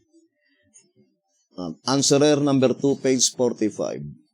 Nearly all Christians agree that the only tenable interpretation of the woman here mentioned is that she symbolizes the church, And the fact that she gave birth to the man-child, Christ, shows that she is therefore symbolical of the church in at least the Christian dispensation. This statement is opposite to the first advent of Jesus Christ, because the statement says the fact that Jesus Christ is the one who established the Christian church, or Jesus Christ was born at least 30 years before the Christian era. Brothers and sisters, now, let us read the statement. The idea advanced at 2SR page 72. The idea advanced that the woman is a symbol of the Christian church only, and the moon of the Jewish ceremonial system proves incorrect. The Christian church was founded about 31 AD, or not earlier than 27 AD, at which time Christ began to preach, being about 30 years of age. Therefore, the symbols point back at least 31 years before the beginning of the Christian era, for the woman was travailing in birth and pain to be delivered. So the description on the first advent of Jesus Christ, it says at least 31 years before the beginning of the Christian era. But the statement in answerer number 2, page 45, let us read. It says, nearly all Christians agree that the only tenable interpretation of the woman here mentioned is that she symbolizes the church, and the fact that she gave birth to the man-child, Christ, shows that she is therefore symbolical of the church in at least the Christian dispensation. But on the first advent of Jesus Christ, the statement in 2SR page 72, at least 31 years backward before the Christian dispensation. So answerer number 2, page 45 is pointing to the perfect fulfillment of the prophecy. When the woman, brothers and sisters, will brought forth the man-child. Let us distinctly separate the man-child and the male child. That phrase, man-child, simply means that at the time when that child was in existence, he is already matured. He is already in the full maturity. And the only one in physical being that we can call him man-child, it is Adam. Because at the time when God created Adam, even on the very day, just 1 day old or 1 day young, Adam is already a full-grown man. So Adam can be called man-child. Brothers and sisters, therefore we can easily discern that it is pointing to the second Adam, which is pointing to Jesus Christ, brothers and sisters. So let us study closely the perfect fulfillment of the birth of the man-child. Now, for example, I would like to read to you in tract number 14 so that we could separate the man-child and the male child. Here in tract number 14, on page, let us read the statement. Here in page 33, the statement says, before Emmanuel was to be able to refuse evil and choose good. So, this Emmanuel cannot be called man-child because he is not yet capable to refuse evil and choose good. Because if you will say man-child, then he is matured. Now, here in track number 14, page 30, page 35. And as he knows only to say my father and my mother, it is Mahershal al-Hasbas. Let us distinctly separate the Mahershal al-Hasbas in page 33. Because the Mahershal al-Hasbas, in page 33, it says, before Mahershal al-Hasbas was to be able to say my father and my mother, this Mahershal al-Hasbas, he could not been able even to say my father and my mother. Or in other words, that Mahershal al-Hasbas, he could no longer, as yet, he could not be able to recognize who is his father and who is his mother. But this Mahershal al-Hasbas in track 14, page 35, he could be able to recognize his father and his mother because it says, and as he knows only to say my father and my mother, while Emmanuel, Christ in the person of his people, knows to refuse the evil and choose the good. This is the Emmanuel represented by the man-child because they know how to refuse the evil and choose the good.